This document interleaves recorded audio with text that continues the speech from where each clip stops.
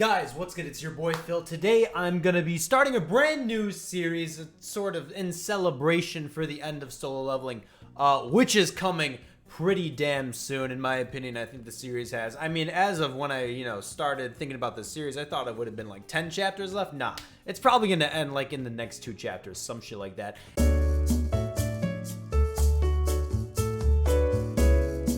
As I've had some of my light novel boys mentioned to me. This is sort of like a, in hindsight, in retrospect, review breakdown of all the cool arcs of solo leveling, going arc by arc in anticipation of a possible anime release at some point in the future, maybe like 10 years away, some shit like that. I want to take every arc and really dive deep and highlight what I liked about each part, because there are some interesting and unique parts of each little part of solo leveling. A lot of parts, I know. And we're starting with the very first one, the double dungeon. I mean, one of the things that really grabbed my attention in the early parts of solo leveling, I'm talking like the first 10 chapters, right? Something that probably grabbed everybody's attention. I'm talking like back when the series first went peak viral, right? Something that really grabbed my attention was the element of surprise. And I think that's something the double dungeon arc or the D-rank dungeon arc or the first arc or the Temple of Cardinal arc, whatever the fuck you want to call it, I think that's something it really excels at. I'm gonna keep spoilers confined to what happens in this arc, so,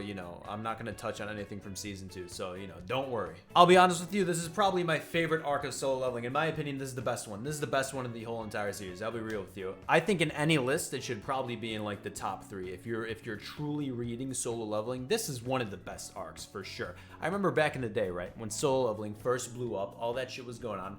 Everybody was reading this arc and they were getting absolutely mind blown. That smiling statue, right? That smiling statue, I would see that on every page, every one of my timelines. Everybody was talking about the gore and like the no hold barred vibe that was in solo leveling. It felt like at any moment someone could get chopped, could get sent right to the chopping block. That shit was fire. That's what made solo leveling so sick in those beginning parts. I love that shit. When you read the first chapters of solo leveling, you think it's like a standard RPG type game series, right? You have this weakest hunter right now. He's gonna go on, he's gonna level up, he's gonna get really crazy strong, overpowered and all that stuff. He's gonna gain acknowledgement from his peers. The standard RPG protagonist shtick, right? The standard shtick, which eventually does happen in the series when it falls back on like those tropes and everything, but it kind of happens differently. What I really love about this first part of solo leveling, and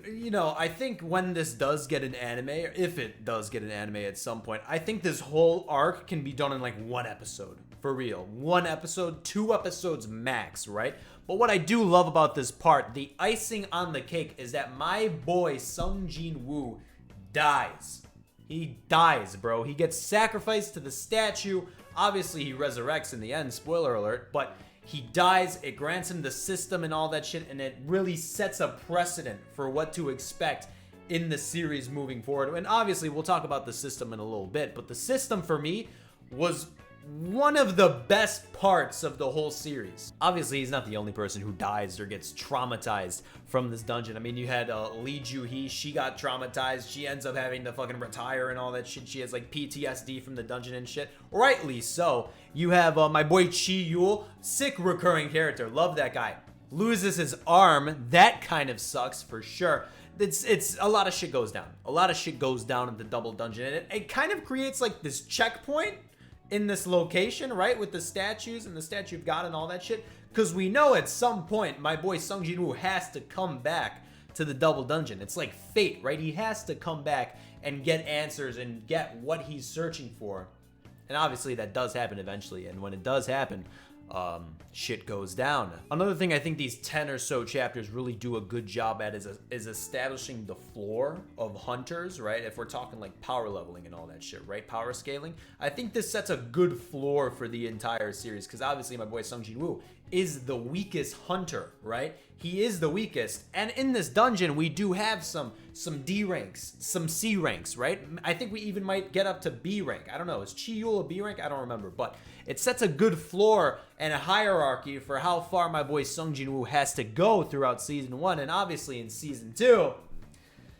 that whole hierarchy's thrown right out the window. You know, in season 1 of Solo Leveling, my boy Sung Jin-woo has to traverse the different, you know, ranks of hunters, right? We see him go from E rank to D rank to C rank to B to A to S, right? We see this shit happen, and this was honestly, for me, looking back on Solo Leveling now, this was like one of the best parts of the journey of my boy Sung Jin-woo. The hype for him to finally get to S rank, that shit was fire, man, and I kind of forgot about it, which is kind of why I'm doing this series. I want to be in retrospect to what happened in Solo Leveling, because these are some of the coolest parts of the series, and, you know, they kind of don't mean anything in the end game. I'm not gonna lie to you, I kind of miss it. I kind of miss these parts of Solo Leveling, the parts where there was something at stake for my boy Sung Jin-woo, right? Where he had to go through some trials and tribulations to come up with this epic moment, and the double dungeon, that was the first one. That was a like key testament to this vibe I'm after. And it was great. It was executed greatly, man. This really did set the precedent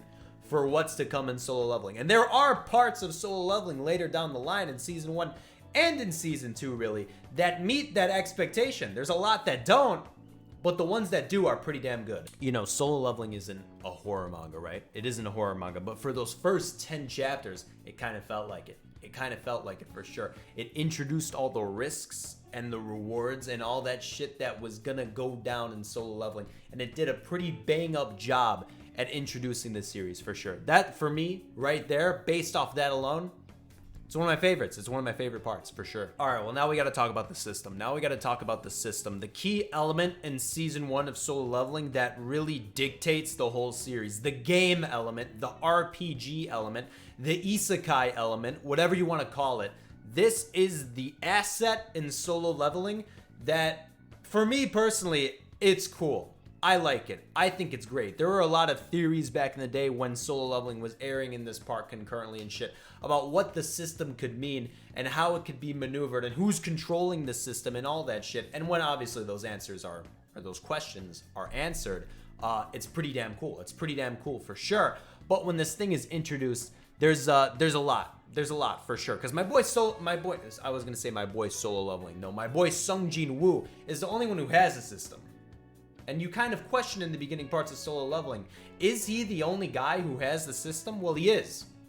Because it's made for him and his job and all that shit. So that's cool. That's kind of cool. I like it. It also has that element of surprise, right, that I was talking about before in the first like 10 chapters in the double dungeon arc. It has that element of surprise because you don't know what's the emergency quest gonna be, what's the fucking penalty gonna be, right? What are the quests gonna be that the system grants you and shit? It's really cool. I miss the system. I really do. It's so cool, man. It was such a good element. And obviously you have the shop in there, right? What's gonna be in the shop? What are the rewards from the quests gonna be, right? How much stronger is my boy Sung Jin-woo going to be once he finishes these quests, once he uses the skill points and all that shit, all the experience, once he buys stuff, all that. It's great. The system is so good. And unfortunately, this is another concept in the beginning parts of Solo Leveling that I love that is later thrown away in the end of Solo Leveling. So it does sadden me. It does. I really fucked with the system. I had a lot of theories like in the beginning parts of season 2, like how is the system gonna work? What's it gonna react with? What does it all mean? And you know, part of that is answered for sure, and it's answered in a really cool way about where we go, but it's kind of just tossed. I think that's it. I think that's all I really gotta say. I think that's all I gotta say about the first arc of Solo Leveling. One of the best arcs in the entire series for me, for sure, hands down. And when the series gets an anime, if it gets an anime at this point, right? I can't wait to watch that first episode, man. I can't. It's gonna slap. It's gonna be so good. I can't wait to see everybody who hasn't read the manhwa or read the light novel. I can't wait to see all their faces when that shit goes down, man. Oh, if it's adapted properly, it's gonna be so good. It's going to be so good. Guys, let me know your thoughts down below about the first arc, about the double dungeon, the D-rank dungeon, whatever the hell you want to call it, the Temple of Cardanon, whatever you want to call that shit. Let me know where you rank this arc in your personal tier list of Solo Leveling arcs. Do let me know. But as always, I'll see you guys in the next one. Subscribe if you haven't. Join the Discord. Leave a comment. All that bullshit. I'll see you in the next one. Peace out.